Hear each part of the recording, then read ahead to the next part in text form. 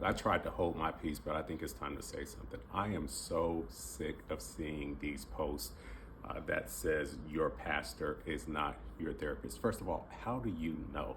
How do you know every pastor's background? This blanket statement is killing me because you don't know that people may be trained therapists. You don't know that people have been doing this ministry for a long time. You don't know that everybody didn't just come off the street and decide to start a church. You don't know the people who have dual degrees. You don't know the people who have served 20, 25 years, maybe even longer, giving therapy to patients before they decided to go to seminary or just to preach the gospel.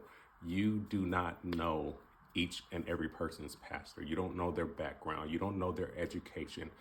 So stop throwing out these blanket statements saying your pastor is not your therapist. In fact, as a person who believes in therapy, I'll tell you that there are some pastors who do it better than those who are licensed. Just because somebody went to school for a couple of years, got a degree, and did their internship somewhere doesn't mean that they're more qualified than someone who's been changing lives, who's been helping people get deliverance, who's been helping people get to the next level in their life, who's been helping people through trauma, helping people get over addictions and all kinds of things, helping people who have experienced abuse. And even some are qualified and skilled enough to help people who have mental illnesses that they're struggling with. So stop saying that your pastor is not your therapist. Okay, I'll give that to you. You might be right, but their pastor might even be better than their therapist. I just fired my therapist, but I still got my pastor over the last 25 years. So maybe he's not a therapist, but he's qualified